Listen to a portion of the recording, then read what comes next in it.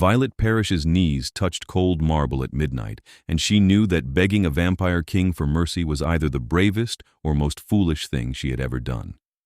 The grand hall stretched impossibly high above her, lit by chandeliers that dripped with crystals older than her great-grandmother's memory. She had slipped past guards who assumed any human here tonight must belong, dressed in the only gown she owned, a second-hand thing of ivory silk that had cost her 3 months of wages from the diner. Around her, the preparations for tomorrow's wedding fair hummed with quiet efficiency. Servants in midnight livery moved like shadows, arranging white roses that filled the air with their funeral sweetness. The fair was legendary, a once-a-decade gathering where unmated vampires of noble blood came to forge political marriages and renew ancient alliances. She did not belong here. She belonged in her grandmother's sick room, holding a dying woman's hand and lying about a future that would never come. But Grandmother Iris had been so insistent, even as the cancer hollowed her out from the inside. She had used her last pennies to hire a matchmaker in the old way, the human way, to find Violet a husband before she passed. The matchmaker had produced papers, a contract, and the name of a local vampire lord who claimed interest in a human bride. Violet had met Lord Corvus Thorne exactly once, in the parlor of the matchmaker's cramped office. He had circled her like she was livestock, commented on her youth, her health, the likelihood she would produce strong children if turned at the right age. His smile had been the smile of something that wore a human face the way other men wore coats. She would rather die. But Grandmother Iris believed the match was made. She believed Violet would be safe, cared for, lifted out of poverty into a life of comfort. She had begged, in her final weeks, only to see Violet married before she passed, to know her granddaughter would not face the world alone. So Violet had come here, to the estate of the Vampire King himself, because desperate people did desperate things, and because she had heard a single piece of gossip that gave her the shadow of a plan. King Zathrian Wren, ancient and unwed, was said to be kind by the brutal standards of his kind. He did not keep human servants against their will. He honored his word absolutely. And he had been jilted once, centuries ago, left standing at the altar by a bride who used their engagement to escape her own unwanted match. The story went that he had never taken another bride, never even pretended interest, because he could not bear false vows. It was that last part Violet was betting her life on now. She had practiced the words 100 times, but her mouth was dry as ash, and when the great doors at the far end of the hall opened and he walked through them, every thought fled her mind like birds before a storm. Zathrian Wren was not handsome in any soft or comforting way. He was beautiful the way a blade was beautiful, all sharp lines and elegant menace. His hair fell white as snow past his shoulders, a stark contrast to the blackness of his formal coat. His skin was pale as frost, and his eyes, when they found her kneeling in the center of his hall, were the deep red of garnets held to candlelight. He moved with the fluid grace of something that had never known awkwardness, never stumbled, never doubted its right to every space it occupied. Power rolled off him like heat from a forge. He was older than the city outside, older than the country itself, and every inch of him knew it. He stopped 10 feet from where she knelt. He did not speak. He simply looked at her, and the weight of that gaze made her understand how a rabbit must feel beneath the shadow of a hawk. "Your Majesty," she managed, and her voice cracked despite every effort to steady it. "I come to beg a favor." "Then beg." His voice was low, smooth, the kind of voice that could command armies or seduce empires. There was no cruelty in it, but no warmth either. He was giving her nothing, and she would have to earn every word. She swallowed hard, her hands twisted in the silk of her gown. "My grandmother is dying. Cancer, stage 4, maybe 2 weeks left if we're lucky. She arranged a marriage for me before she got sick. A match with a vampire lord, Lord Corvus Thorne. She used everything she had left to make it happen because she wanted me safe, settled, before she passed. But I met him once, and I know what he is. He doesn't want a wife. He wants property, and I would rather face the streets than let him touch me." Zathrian's expression did not change, but something flickered behind those red eyes. Attention, maybe, or curiosity. "Then refuse him." "I can't." The words came out sharper than she intended. She took a breath, forced herself to continue more quietly. The contract is signed. The matchmaker took grandmother's money. If I refuse now, Lord Thorne could claim breach and come after her estate, what little there is, her house. The only thing I'll have left of her. But more than that, she'll know I lied. She'll die knowing I'm not safe, that everything she sacrificed was for nothing. She just wants to see me married, to know I'll be taken care of. That's all she wants before she goes. And you believe I will solve this for you. It was not a question. I'm begging you to. Violet lifted her chin, met those terrible red eyes, and let him see every ounce of desperation she carried. One night, that's all I need. Come to her house tomorrow evening, pretend to be my husband for a few hours. Let her meet you, see me settled, believe the match with Thorne was broken for a better one. Let her die in peace. I'll sign whatever you want, swear whatever oath you require. I have nothing to offer you in payment but my word that I will owe you a debt for the rest of my life, and I will honor it however you ask. Silence stretched between them, vast and suffocating. Somewhere in the hall, a servant dropped a crystal glass, and the sound of it shattering was like a gunshot. Violet's heart hammered against her ribs. She had laid everything bare, offered everything she had. If he refused, she had no backup plan. She would go home, lie to her grandmother's face, and then watch her die knowing the girl she raised was about to be delivered into the hands of a monster.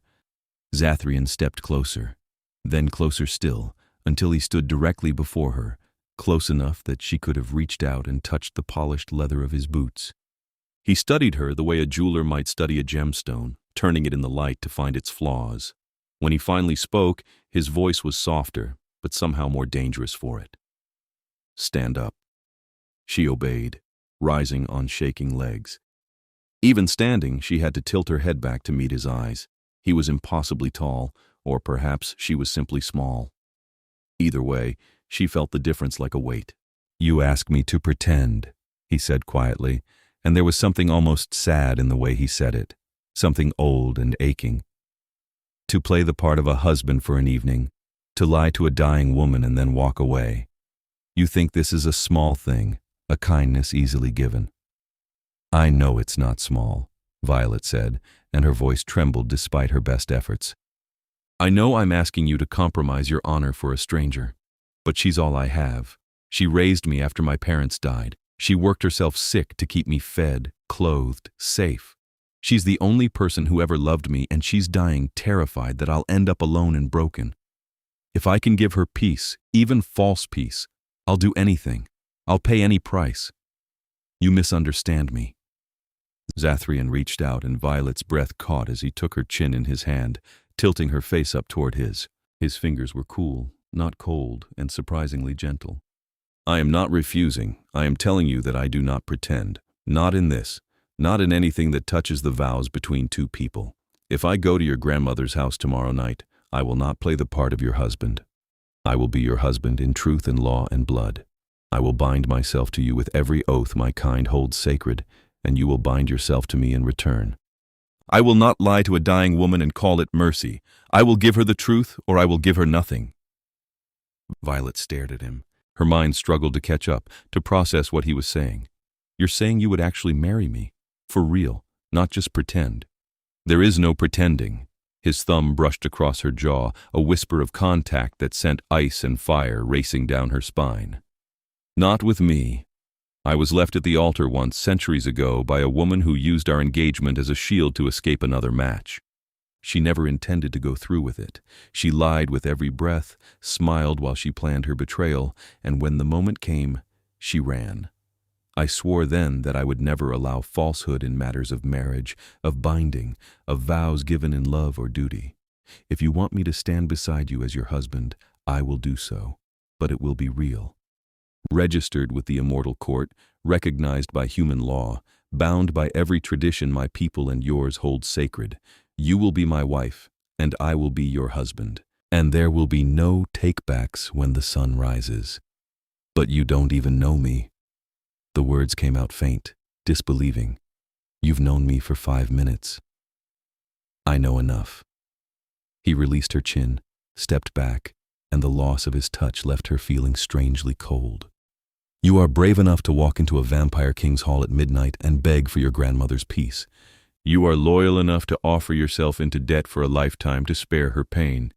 You are desperate, yes, but not foolish. You knew exactly what kind of risk you were taking by coming here. You weighed it and came anyway. That tells me what I need to know about your character. And if I say yes? Violet's voice was barely a whisper now. What would you expect from me? What would this marriage mean? It would mean you live here, in my home, under my protection. It would mean Corvus Thorn cannot touch you, because you would be under the shield of the crown, and any move against you would be an act of war. It would mean I would provide for you, keep you safe, and expect in return your honesty, your loyalty, and your presence. I would not demand your love. That is not something that can be commanded. But I would demand your truth. If you agree to this, you agree to be my wife in every sense that matters. If in time you find you cannot bear it, we will discuss what comes next. But you will not lie to me. You will not use me as a stepping stone to something else. And you will not run. Violet's thoughts spun. This was insane. This was beyond anything she had imagined when she came here tonight. She had wanted a single evening of play acting, a kindness from a king rumored to be merciful. Instead, he was offering her a real marriage, a life she could not even begin to imagine, and the price was her honesty. But what other choice did she have? Refuse. And she would have to go through with the match to Corvus Thorn, or break the contract and face his wrath. Accept. And she would be bound to a vampire king she did not know, trapped in a world she did not understand. Both paths were a gamble, but one of them came with protection, safety, and the knowledge that her grandmother would die believing Violet was loved and cared for. And there was something else, something she barely dared acknowledge, even to herself. When Zathrian had touched her face, when he had looked at her with those ancient red eyes, she had not felt only fear. She had felt seen, in a way she had never been seen before, as though he had looked past the threadbare gown and the desperation and found something worth noticing underneath. If I say yes, she said slowly, my grandmother gets to meet you tomorrow night, as my husband, and she gets to believe I'm safe and loved. She will meet me as your husband, because you will be my wife in truth by then. We will go to the Hall of Bindings tonight, before dawn. The vows will be spoken, the blood exchanged, the contracts signed. When we walk into her house tomorrow evening, it will not be a performance. It will be the truth. The blood exchanged, Violet repeated, and her pulse jumped. You mean I would have to drink your blood, become a vampire? No. Zathrian's voice was firm. A human can be bound in marriage to a vampire without turning. The exchange is symbolic, a few drops to seal the bond, not enough to change you. If you ever choose to turn, that will be your decision, made freely and without pressure. I will not force it. I will not even suggest it unless you ask. Violet closed her eyes. She thought of Grandmother Iris, wasting away in her narrow bed, her hands like bird bones, her eyes still so full of worry. She thought of Corvus Thorn's cold smile and the way he had looked at her like meat. She thought of the life she had now, the endless shifts at the diner, the empty apartment, the loneliness that sat on her chest like a stone. And she thought of the man standing in front of her, the vampire king who refused to lie, who had been hurt badly enough that he had built his whole life around honesty. There were worse foundations for a marriage. She had seen them. She had lived them. Okay, she whispered and opened her eyes. Okay, I'll marry you, for real. No pretending. Something shifted in Zathrian's expression. It was not quite a smile, but it was warmer than anything she had seen from him so far. He extended his hand, palm up, and after a moment she placed her hand in his. His fingers closed around hers, cool and strong. Then we have an accord, Violet Parrish, he said, and the sound of her name in his mouth sent a shiver through her. And I will see that you never regret it. She wanted to believe him. God, she wanted to believe him. But as he led her from the grand hall, through corridors of marble and shadow, toward whatever waited in the Hall of Bindings, all she could think was that she had just agreed to marry a vampire king she had known for less than an hour, and there was no going back. The Hall of Bindings was not what she expected. She had imagined something grand, something that matched the scale of the estate's public spaces. Instead, Zathrian led her to a small, round room deep in the heart of the building, its walls carved from a single piece of black stone that seemed to drink the light. A circular altar stood in the center, and on it rested a silver knife, a crystal chalice, and a leather-bound book so old the cover had gone soft with age. 2 witnesses waited, both of them vampires, their white hair and pale skin almost glowing in the dim light. They introduced themselves as Lady Seraphine and Lord Caelan, members of the king's inner council, and their expressions were carefully neutral as they looked Violet over. "Is she willing?" Lady Seraphine asked, directing the question to Zathrian, not Violet. "Ask her yourself," Zathrian said mildly. Seraphine turned her sharp gaze on Violet. "Are you entering this binding of your own free will, human? Without coercion, magical compulsion, or false pretense?" Violet's throat was dry, but she forced the words out. "Yes, I'm willing. Do you understand that a binding performed in this hall is irrevocable by our law? That to break it requires the consent of both parties or the death of one?" "I understand." Seraphine studied her a moment longer, then nodded and stepped back. "Then, let the binding proceed." Zathrian guided Violet to the altar. He moved with the ease of long practice, someone who had witnessed this ceremony countless times, even if he had never stood at its center. He picked up the leather-bound book, opened it to a marked page, and handed it to Lord Caelan, who began to read in a language Violet did not recognize. The words were old, guttural, and lyrical at once, and they seemed to make the air itself vibrate. "Your hand," Zathrian said quietly, and Violet extended her right hand. He took it in his, turned it palm up, and picked up the silver knife. For a moment, she thought she should be afraid, but there was something almost reverent in the way he held the blade, in the care with which he pressed its edge to the soft skin of her palm. The cut was quick, shallow, barely more than a sting. Blood welled up, dark red against her pale skin. Then he drew the knife across his own palm, and his blood flowed the same color as hers. She had expected something different, something inhuman, but it was just blood, warm and red and ordinary. He clasped his bleeding palm to hers, and the moment their blood mixed, Violet felt something shift. It was not painful, but it was not comfortable either. It was like a door opening in her chest, letting in cold air, and suddenly she could feel him. Not his emotions exactly, but his presence, solid and undeniable. She knew he was there the same way she knew where her own hands were in the dark. "I, Zathrian Wren, king of the Nightborn court, take you, Violet Parrish, as my wife and consort," he said, and his voice was steady, formal, but underneath it she could feel something warmer, something almost tender. "I bind myself to you in blood and oath. I will protect you, provide for you, and keep faith with you as long as we both shall live. I will honor your choices, respect your will, and stand beside you against all who would do you harm. This I swear by the old laws and the new, by the blood we share and the vows we speak." Then he looked at her, waiting, and Violet realized it was her turn. She had not prepared anything. She had not thought she would be here, doing this, speaking words that would tie her life to his. But she opened her mouth, and the words came anyway. "I, Violet Parrish, take you, Zathrian Wren, as my husband." Her voice shook, but she pressed on. "I bind myself to you in blood and oath. I will be honest with you, stand by you, and keep faith with you as long as we both shall live. I will not lie to you, will not betray you, and will not run from what we've begun here tonight. This I swear."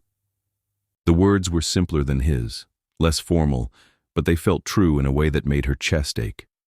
Zathrian's fingers tightened around hers, and for just a moment she saw something raw and vulnerable flicker across his face.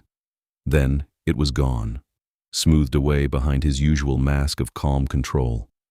Lord Caelan finished his recitation. Lady Seraphine lifted the crystal chalice and poured wine into it, dark and red as blood. She handed it to Zathrian, who drank deeply, then passed it to Violet. She hesitated only a moment before lifting it to her lips. The wine was sweet and rich, with a faint metallic aftertaste that made her think of the blood still drying on her palm. "It is done," Lady Seraphine said, and there was approval in her voice now, or something close to it. "Witnessed and sealed. May the binding bring you both what you need." Zathrian released Violet's hand, and she felt the loss of contact like a severed thread. He wrapped a strip of clean linen around her palm, tying it off with efficient gentleness, then did the same to his own hand. When he looked at her again, there was something different in his eyes. Not possession, exactly, but a kind of fierce protectiveness that made her breath catch. "You're exhausted," he said, and it was true. The adrenaline that had carried her through the night was crashing now, leaving her hollow and shaking. "Come, I'll show you to your rooms." "My rooms?" She followed him from the hall of bindings, back into the maze of corridors. We're married now.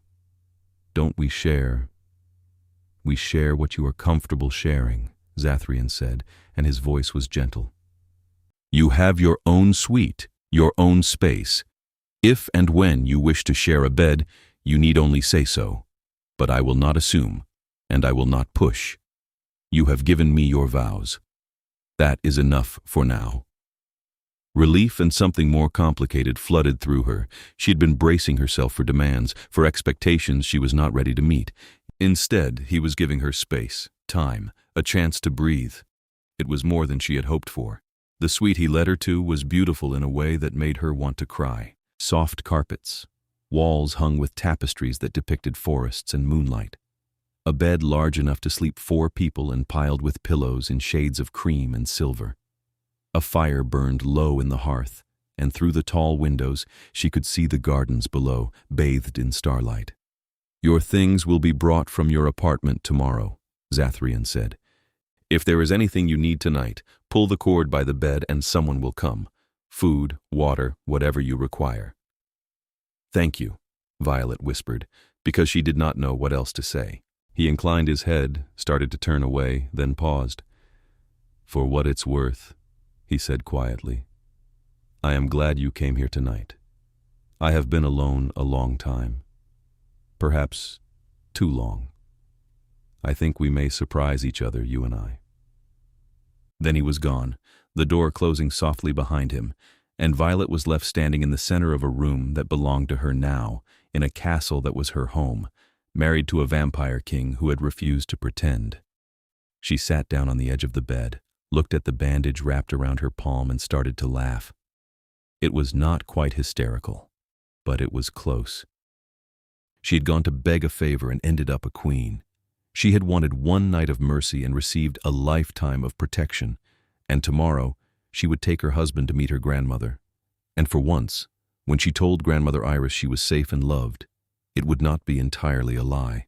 The thought settled something in her chest, something that had been jagged and sharp for weeks. She lay back against the pillows, still wearing her second-hand gown, and let herself believe, just for a moment, that maybe this would work. That maybe she had not just saved her grandmother's peace, but found a kind of salvation for herself. She fell asleep before she could doubt it.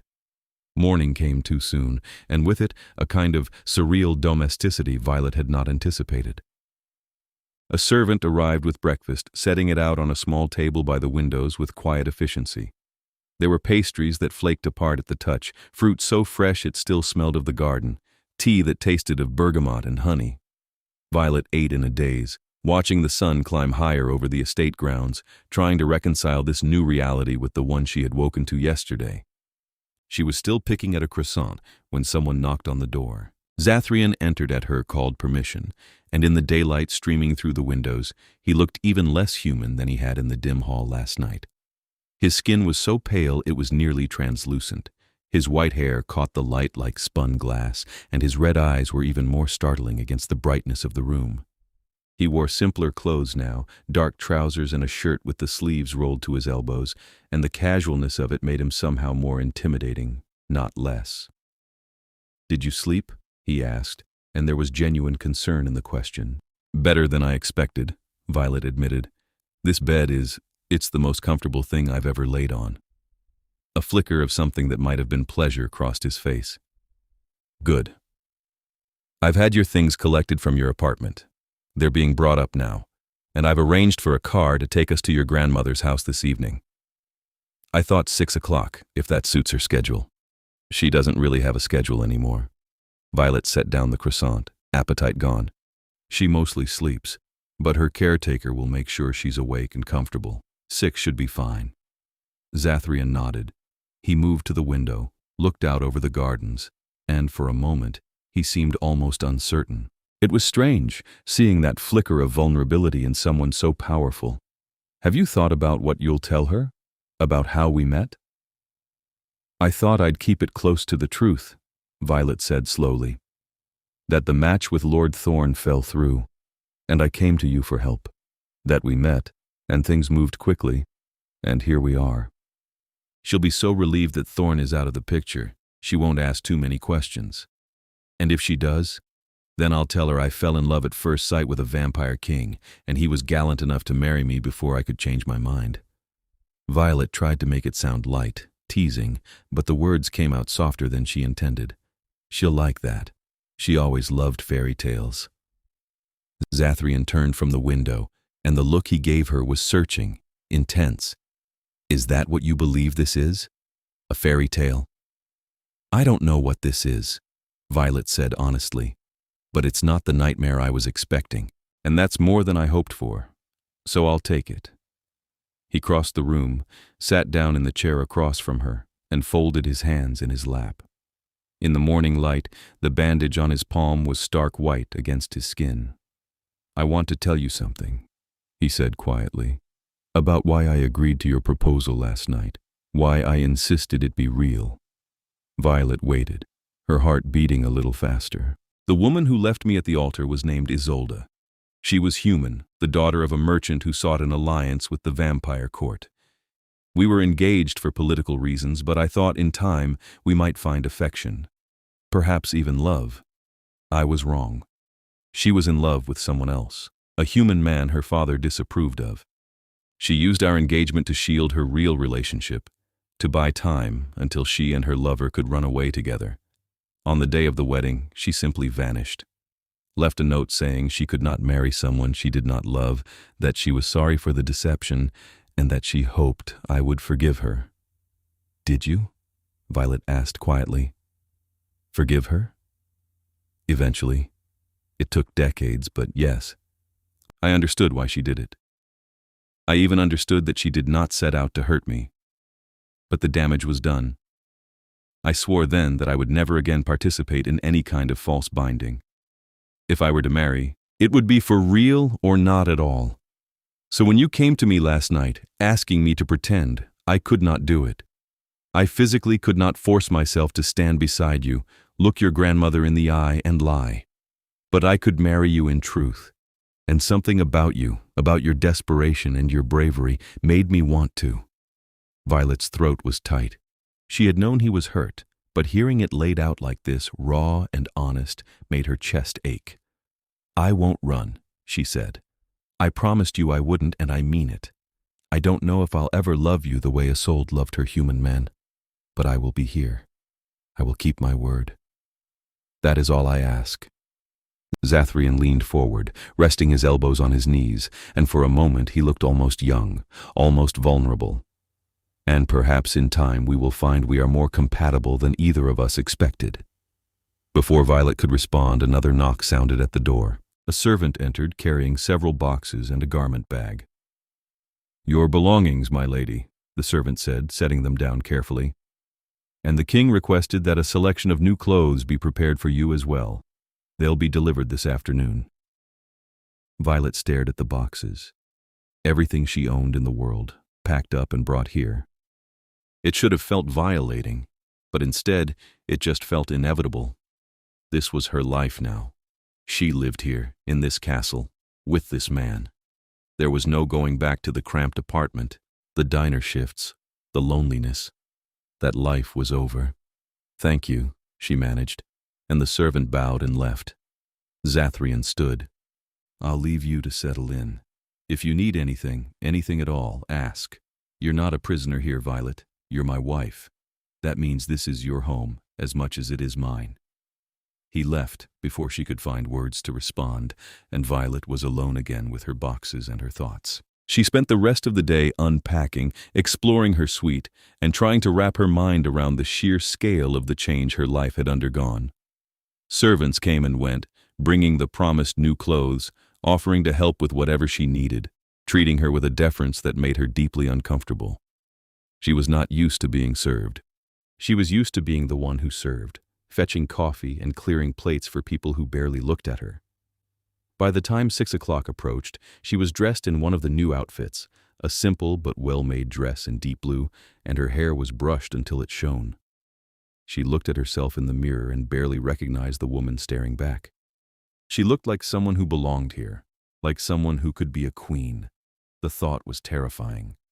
Zathrian met her in the front hall, and if he noticed her nervousness, he did not comment on it. He simply offered his arm, led her to the waiting car, and settled into the seat beside her as the driver pulled away from the estate.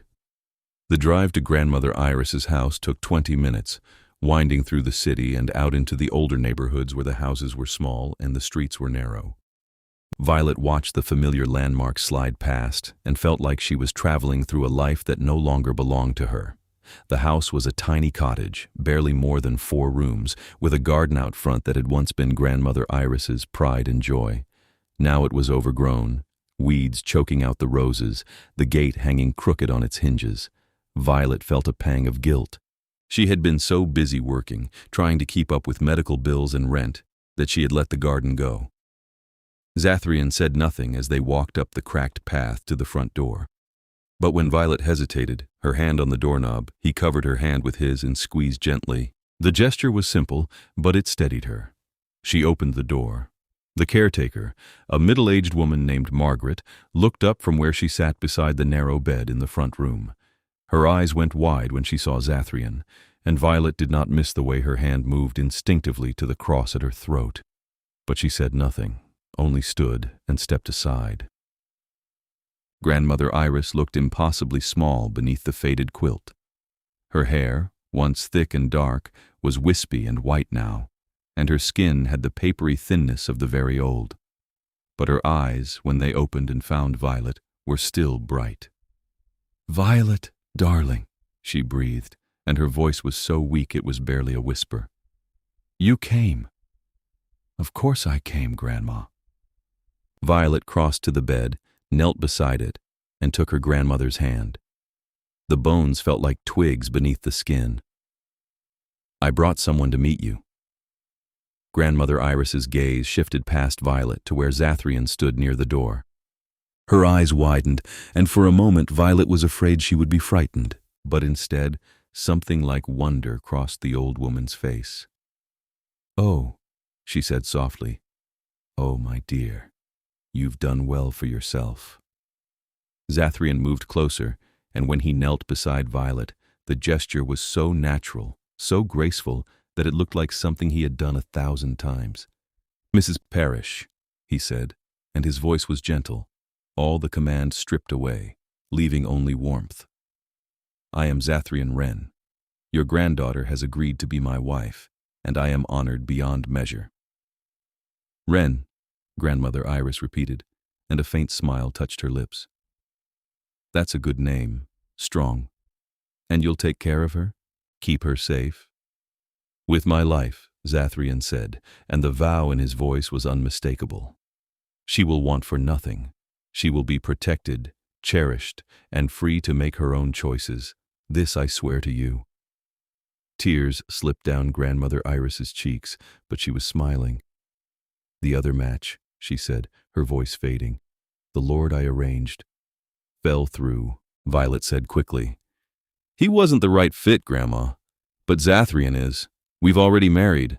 It all happened so fast, but it felt right." "Fast is good," Grandmother Iris murmured. "When you know, you know.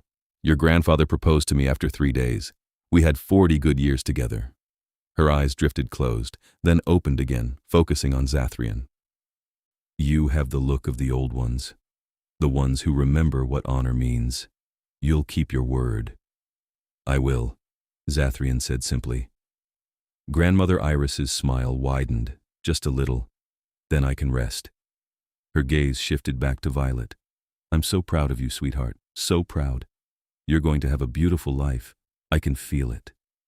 I love you, Grandma, Violet whispered, and her voice broke. I love you so much. I know, darling. I know. Grandmother Iris's eyes closed again, and this time they did not open. Her breathing evened out, slow and deep, and within moments she was asleep. Margaret, the caretaker, stepped forward and checked her pulse, then nodded. She's just sleeping, she said quietly. But that's the most alert she's been in days. Whatever you said, it helped. Violet stood, her legs shaking, and Zathrian rose beside her. He did not touch her, but his presence was solid, grounding. They left the cottage together, stepping out into the cool evening air, and Violet took a long, shuddering breath. Thank you, she said, and the words felt impossibly inadequate.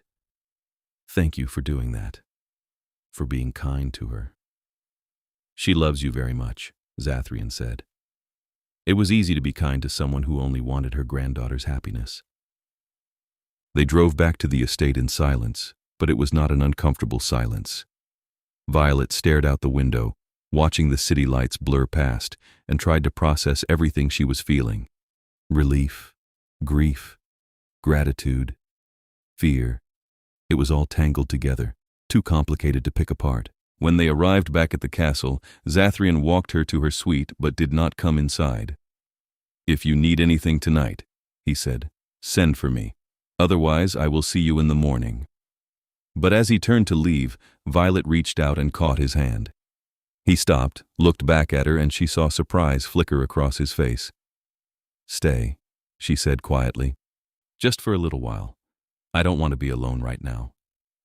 Something softened in his expression, something warm and almost tender. All right, he said, and followed her inside. They sat together by the fire, not speaking, and Violet found herself leaning against his shoulder. He did not pull away.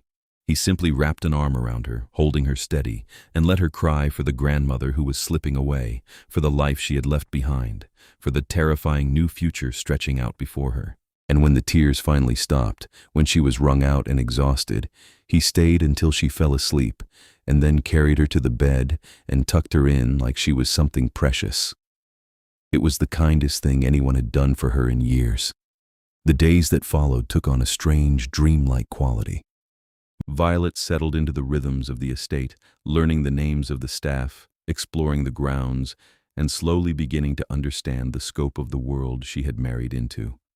Zathrian was patient with her, answering her endless questions about vampire politics, the structure of the court, the alliances and rivalries that stretched back centuries. He introduced her to the members of his inner council, and though some of them looked at her with skepticism, none of them were openly hostile. She was the king's wife, and that afforded her a protection she was still learning to trust. She visited Grandmother Iris every other day, and each time the old woman seemed a little weaker, a little further away. But she was happy, speaking often of Violet's marriage, of how relieved she was that her granddaughter had found someone strong and good. Violet held her hand, told her stories about the estate, and tried not to let her see how much it hurt to watch her fade. Zathrian accompanied her on the third visit, and Grandmother Iris's face lit up when she saw him. You came back, she said, her voice a rasp. Of course, Zathrian said, settling into the chair beside the bed. I wanted to see how you were feeling. Tired, Grandmother Iris admitted, but content. You've made my girl so happy, I can see it in her eyes. Violet opened her mouth to protest, to say she was still figuring things out, but Zathrian spoke first. She makes me happy as well, he said, and there was something in his voice that made Violet's breath catch. I did not expect that, but it is true. Grandmother Iris smiled. Good. That's how it should be. Marriage is work, but it's good work. You'll see. Her eyes drifted closed, and within moments, she was asleep again. On the drive back, Violet turned to Zathrian. Did you mean that? What you said to her? He did not answer right away. He stared out the window, his expression unreadable. Then, quietly, yes, I meant it. You have brought something into my life I did not realize I was missing. Purpose, perhaps. or simply the reminder that I am not merely a king, but a man capable of caring for someone other than myself. It has been unexpected, but not unwelcome. Violet did not know what to say to that. So she reached across the seat and took his hand, and he laced his fingers through hers and held on. It was 2 weeks after the wedding when the letter arrived. Violet was in the library, curled up in one of the oversized chairs with a book she was only half reading when Lady Seraphine found her. The vampire's expression was carefully neutral, but there was tension in the set of her shoulders. "A message has come for the king," Seraphine said. "From Lord Corvus Thorn. He is contesting your marriage." Violet's stomach dropped. "What?" "He claims breach of contract. He says your grandmother's matchmaker signed an agreement on your behalf, and that by marrying the king, you have violated that agreement. He is demanding compensation, or else he will bring the matter before the Nightborn court." "Can he do that?" Violet's voice was shaking. "Can he actually challenge the marriage?" "He can try." Seraphine's tone was grim. "The court will hear his case, and the king will have to respond. It is unlikely Thorn will win, given the circumstances, but it will be messy, and it will draw attention." Violet set down her book, her hands trembling. "I need to talk to Zathrian." She found him in his study, a large room lined with books and maps, the desk covered in papers. He looked up when she entered, and whatever he saw in her face made him stand immediately. "What's wrong?" "Corvus Thorn is contesting our marriage." The words tumbled out, fast and panicked. "He's claiming breach of contract. Seraphine said he's going to bring it to the court." Zathrian's expression went very still, very cold. It was the first time Violet had seen him truly angry, and the sheer force of it was like standing too close to a fire. "He dares," he said softly, and there was menace in every syllable. "He dares to challenge a binding sealed in the hall, witnessed by my own counsel, and sanctified by blood and oath." "Can he win?" Violet asked, and she hated how small her voice sounded. "No." Zathrian crossed to her, took her by the shoulders, and looked down at her with those burning red eyes. "He cannot win. The contract he holds is with a matchmaker, not with you directly. You never signed anything, never agreed to the terms. Your grandmother acted in good faith, but without your explicit consent, the contract is meaningless. And even if it were valid, a marriage sealed in the Hall of Binding supersedes any prior agreement. He has no legal standing." "This is theater, meant to embarrass me and frighten you." "Then why do it?" Violet whispered. "Why risk angering you?" "Because he is a petty, arrogant fool who cannot bear being denied something he wanted." Zathrian's hands tightened on her shoulders, just a little. "He saw you, decided you would make a suitable possession, and now he cannot accept that you chose differently. But he will learn. I will make certain of it." The court hearing was set for the following week, and Violet spent the days leading up to it in a state of low-level dread. Zathrian assured her repeatedly that there was nothing to worry about, that the outcome was not in doubt, but she could not shake the fear. She had seen Corvus Thorn's eyes when he looked at her. She knew what he was capable of. The night before the hearing, she could not sleep. She lay in her bed, staring at the ceiling, and finally gave up and went looking for Zathrian. She found him in the gardens, walking the moonlit paths, his white hair gleaming like silver in the darkness. "Can't sleep either?" she asked, coming up beside him. He glanced at her, and something in his expression softened. "I was thinking about tomorrow, about what I will say to Thorn when he stands before the court and tries to claim you." "What will you say?" "The truth." Zathrian stopped walking, turned to face her fully. "That you are my wife, bound to me by every law we hold sacred, that any move against you is a move against the crown, that if he persists in this idiocy, I will strip him of his title, his lands, and his standing in the court, and cast him out to live as a rogue, and that if he ever comes near you again, I will kill him." The words were spoken calmly, without heat, and that made them all the more terrifying. Violet shivered, and Zathrian must have seen it, because he frowned. "You're cold." Come inside." "I'm not cold," Violet said. "I'm scared." "Of me?" There was something almost vulnerable in the way he asked it. "No, of him. Of losing this." She gestured vaguely at the gardens, the castle, everything around them. "Of going back to what my life was before." "You won't?" Zathrian reached out, cupped her face in his hands, and the gesture was so gentle it made her want to cry. "I swear to you, Violet, you will not lose this. You will not lose me. Thorn has no power here. He is nothing but a bully, and tomorrow I will remind him of that." She believed him. She had to, because the alternative was too terrible to contemplate. The Nightborn court convened in a chamber even grander than the Hall of Bindings, a vast space of black stone and soaring arches lit by hundreds of candles.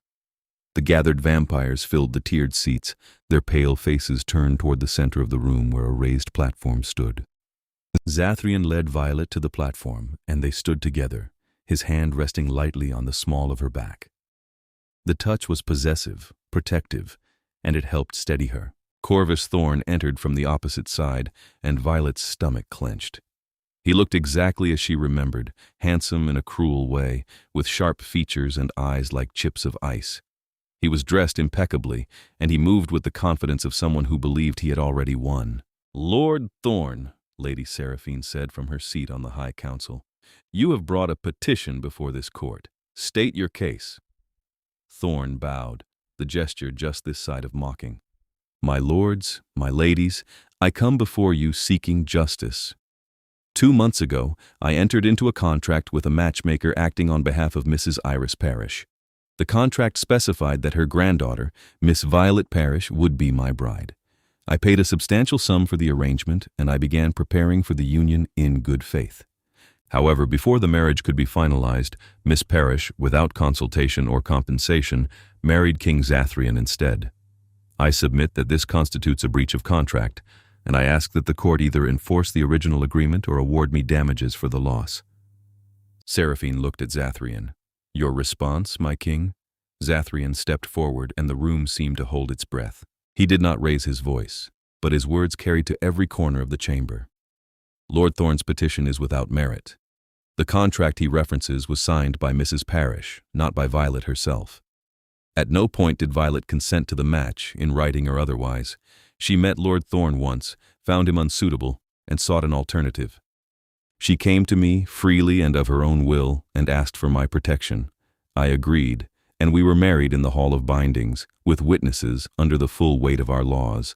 That marriage supersedes any prior arrangement, regardless of who signed what paper." "She was bound by her grandmother's word," Thorn said, and there was anger in his voice now. "The old ways demand respect for parental or guardian arrangements." "The old ways also demand consent," Zathrian shot back. "Or have you forgotten that? A bride who does not agree to the match is no bride at all, merely a captive, and we do not practice slavery in my court." "Thorn." "Not anymore." Murmurs ran through the assembled vampires, and Violet saw several heads nod in agreement. Thorn's face darkened. "She led me on," he said, his voice rising. "She allowed me to believe the match would proceed. She wasted my time and resources. She met you once and declined further meetings," Zathrian said, and his voice was cold as winter. "If you chose to interpret that as encouragement, that is your failing, not hers." "Enough." Lord Kalen stood, and the room fell silent. He was older even than Zathrian, his white hair falling to his waist, and when he spoke, it was with the weight of centuries. "The law is clear. A marriage sealed in the Hall of Bindings is absolute. No prior contract can challenge it. Lord Thorn, your petition is denied. Furthermore, you are fined for wasting the court's time with frivolous grievances. 100,000 in gold to be paid to the crown within the month." Thorn's face went white with fury. "This is an outrage. She belongs to me."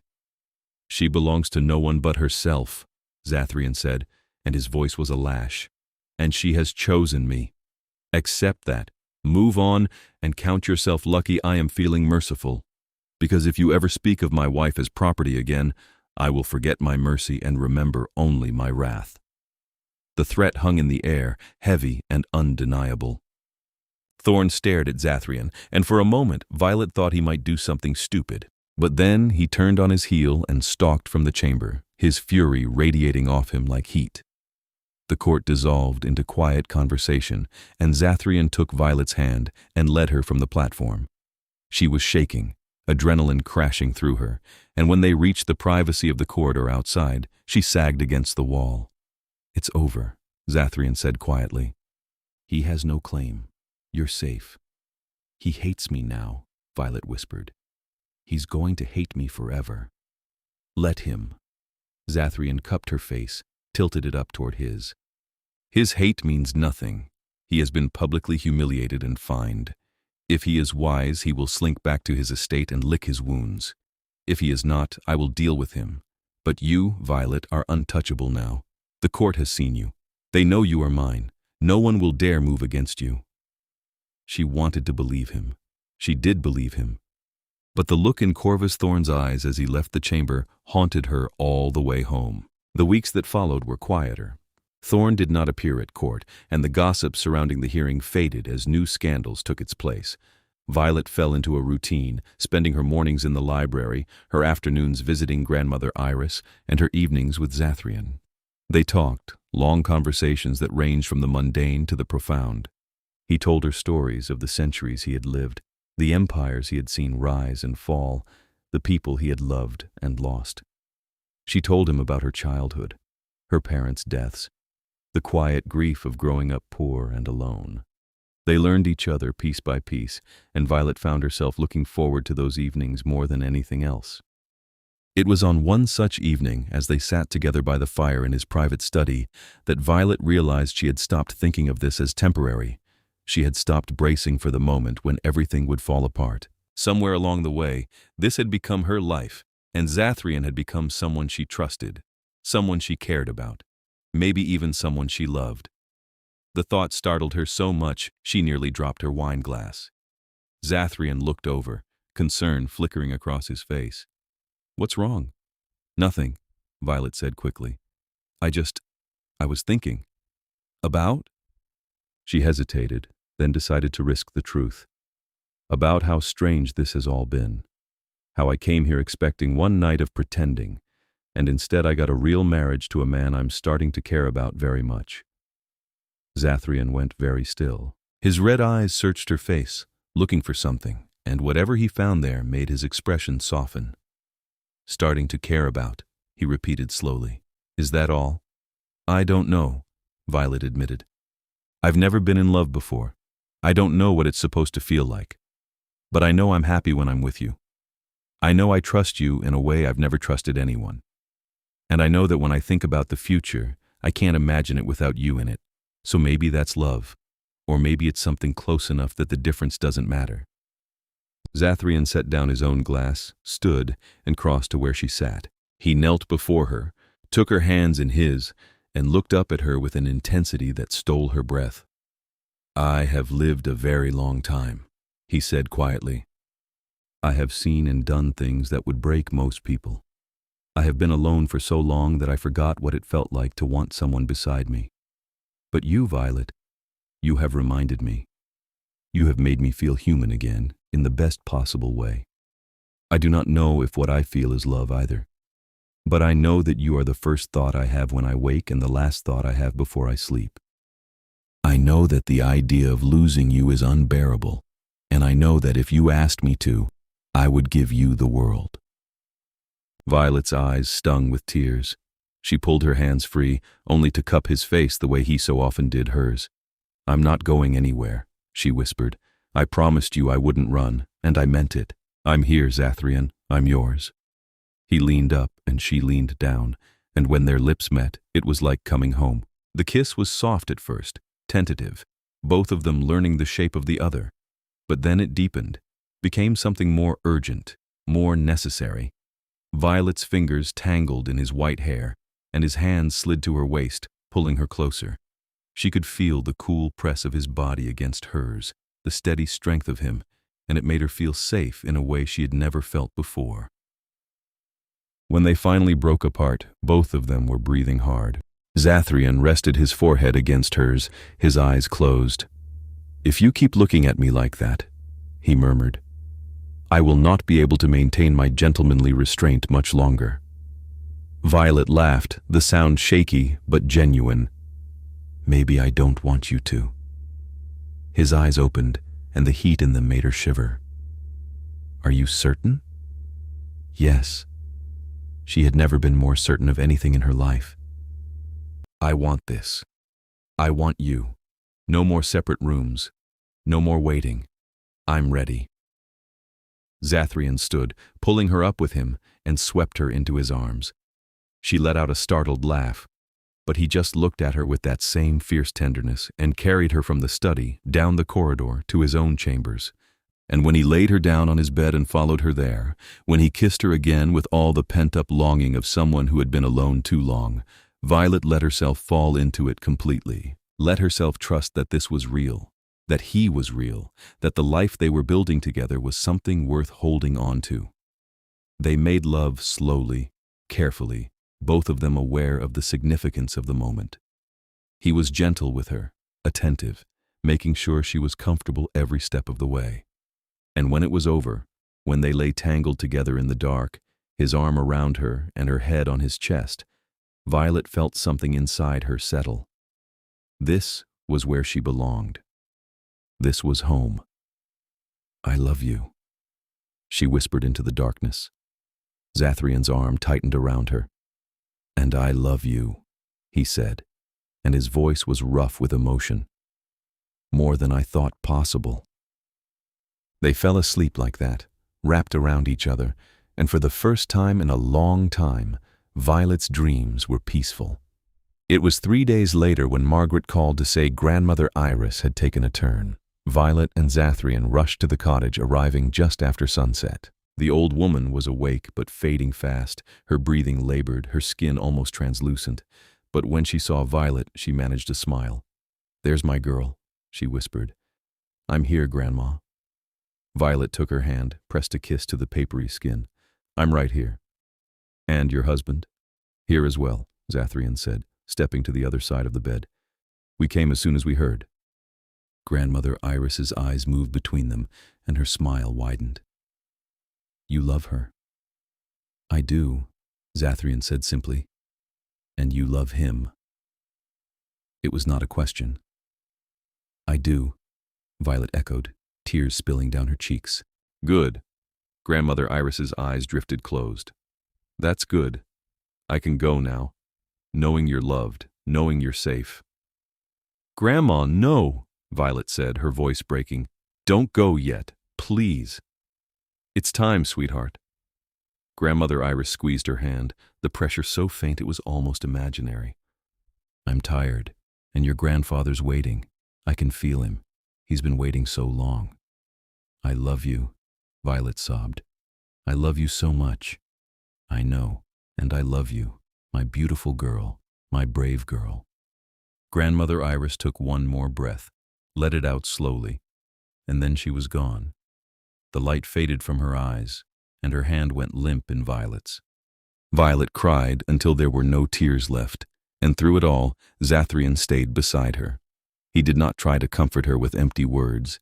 He simply held her, let her grieve, and when she was finally too exhausted to cry anymore, he carried her to the car and took her home. The funeral was small, held in the cottage garden among the roses Grandmother Iris had loved. Violet stood beside the grave, Zathrian's hand in hers, and said goodbye to the woman who had raised her, loved her, and wanted nothing more than her happiness.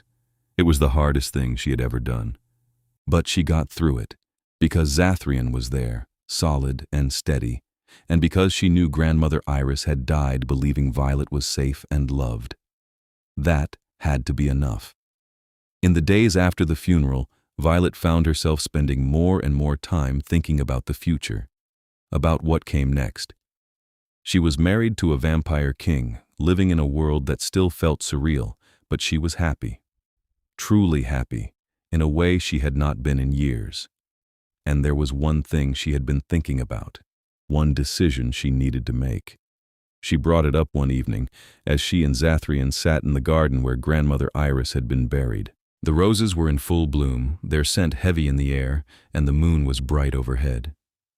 "I've been thinking," Violet said quietly, "about turning."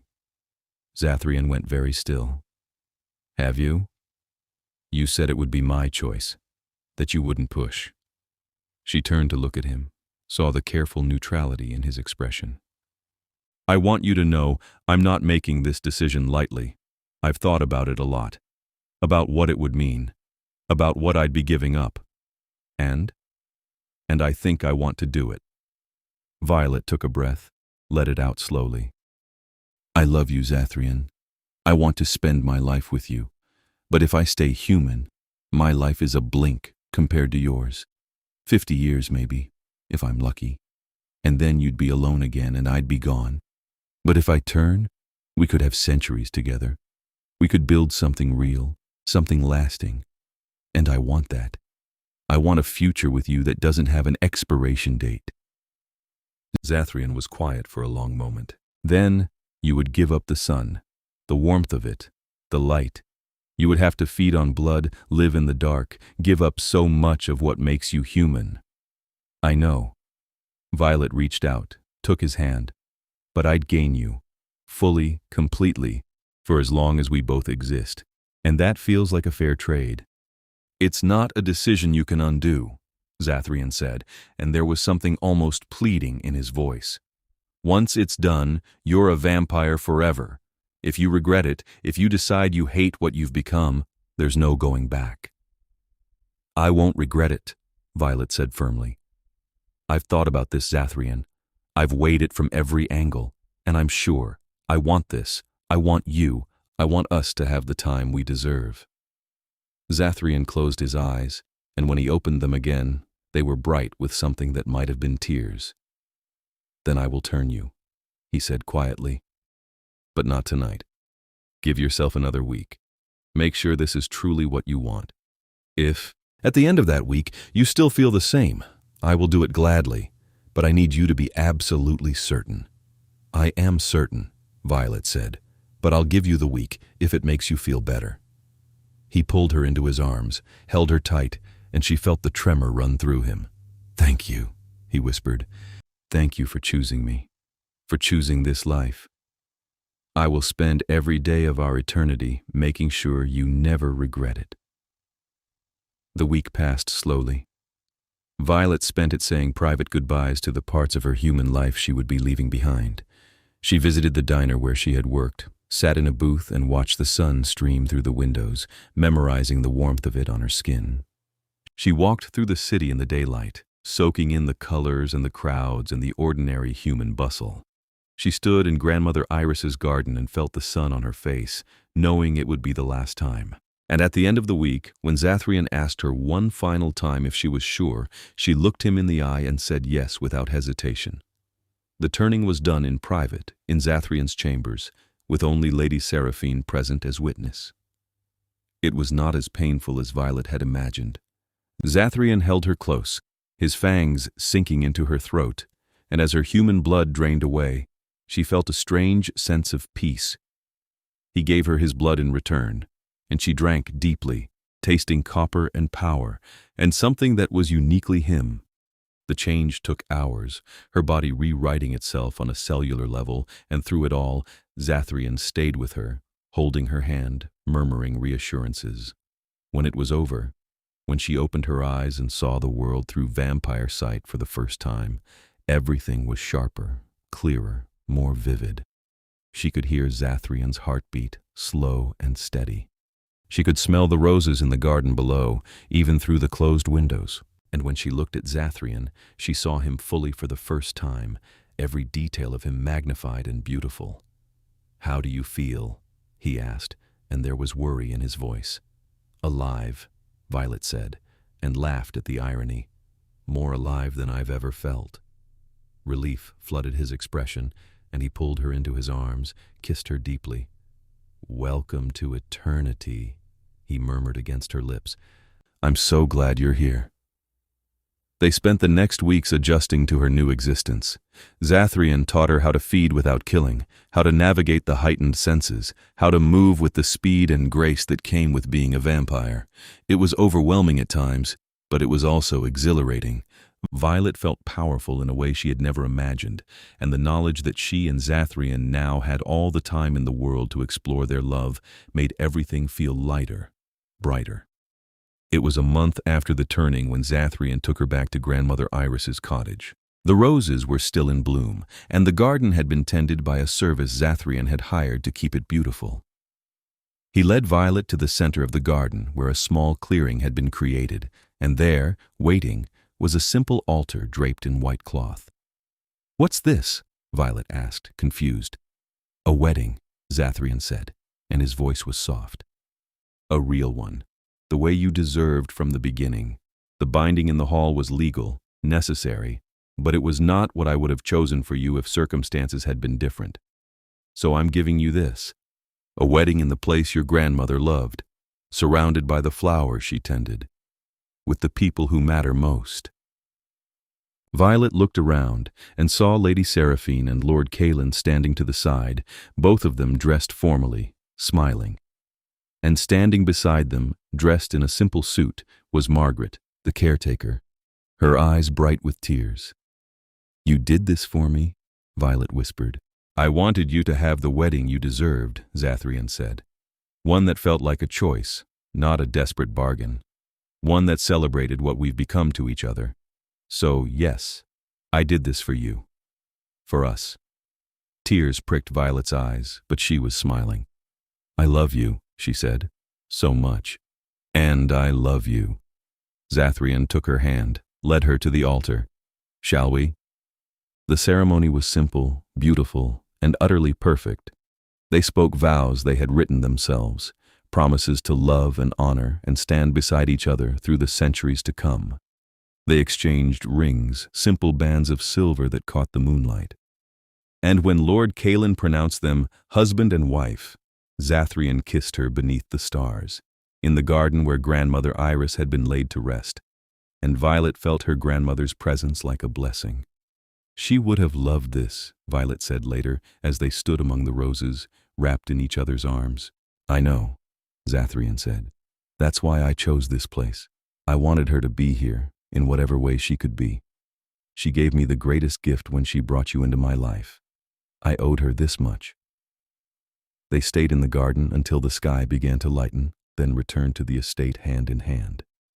And as they walked through the grand halls that were now their home, Violet thought about how far she had come. From a desperate woman begging a king for mercy to a vampire queen who had found love in the most unexpected place. From a single night of pretending to a lifetime of truth. She had come to Zathrian asking for a lie, and he had given her something far more valuable. He had given her honesty, trust, and a love that would outlast the ages, and in return, she had given him her heart, her life, and her eternity. The years that followed were full of joy, challenges, and the deep contentment that came from building a life with someone who truly understood you. Violet learned to navigate vampire politics with the same determination she had once brought to making rent. She became a fixture at court, respected for her sharp mind and her refusal to be intimidated by anyone, no matter how old or powerful. And Zathrian, who had been alone for so long, softened in ways that surprised even his oldest friends. He smiled more, laughed more, and when he looked at Violet, everyone could see the love in his eyes. They traveled together, seeing the world Zathrian had lived in for so long through Violet's new eyes. They returned often to Grandmother Iris's cottage, tending the garden together, keeping it as beautiful as it had been in her lifetime. It became their sanctuary, the place they went when the weight of court life became too much. And every time they stood among the roses, Violet felt her grandmother's love like a warm hand on her shoulder. There were hard times, too. Corvus Thorn, bitter and humiliated, attempted a half-hearted challenge to Zathrian's rule 2 years after the wedding. It failed spectacularly, and Thorn was stripped of his title and exiled from the Nightborn court. Violet never saw him again, and she was glad. There were other challenges, other enemies who saw Zathrian's happiness as a weakness to exploit. But they faced everything together. and every trial only made them stronger. And through it all, their love deepened, matured, became something unshakable. They learned each other's rhythms, each other's needs, and built a partnership that was equal parts passion and friendship. They argued sometimes because they were both stubborn and strong-willed, but they always found their way back to each other. And every night when they lay in each other's arms, they were grateful for the choice they had made, the leap of faith that had brought them together. One evening, nearly 5 years after Violet's turning, they stood together in the garden once more. The roses were in full bloom, the air sweet with their scent, and the moon was bright overhead. Zathrian pulled Violet close, rested his chin on top of her head, and sighed contentedly. "Do you ever regret it?" he asked quietly. "Choosing this life? Choosing me?"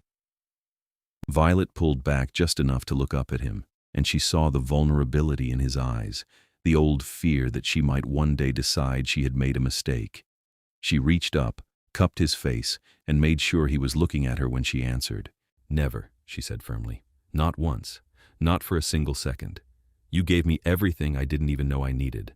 A home, a purpose, a love that makes me feel like I could take on the world.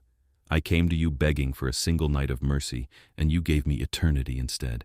How could I ever regret that?" Zathrian's eyes closed, and he leaned into her touch. "I needed to hear that," he admitted. "I know it's foolish, but sometimes I worry that you'll wake up one day and realize you gave up too much for me." "I gave up a life I was barely surviving," Violet said, "and I gained everything. You, this place, a future that stretches out so far I can't even see the end of it. I'm happier than I ever thought I could be, Zathrian, and it's because of you." He kissed her then, deep and desperate, and she kissed him back with everything she had. They made love there in the garden, under the stars, surrounded by Grandmother Iris's roses, and it felt like a benediction, a promise renewed, a vow reaffirmed. And as the years turned into decades, as they built a life that was rich and full, and everything Violet had ever dreamed of, she never once forgot the night she had knelt in a vampire king's hall and begged for a kindness.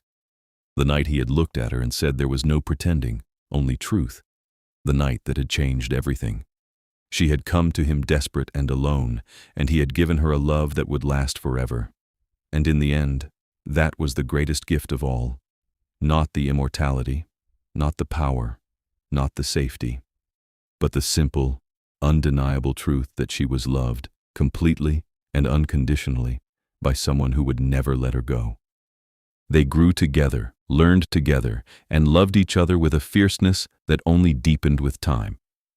And every night, when the moon rose over the estate and the roses bloomed in the garden, Violet thanked whatever twist of fate had led her to Zathrian's door, because he had taken her broken, desperate plea and turned it into something beautiful. He had taken one night and made it forever, and she would spend the rest of eternity making sure he knew that choosing him was the best decision she had ever made.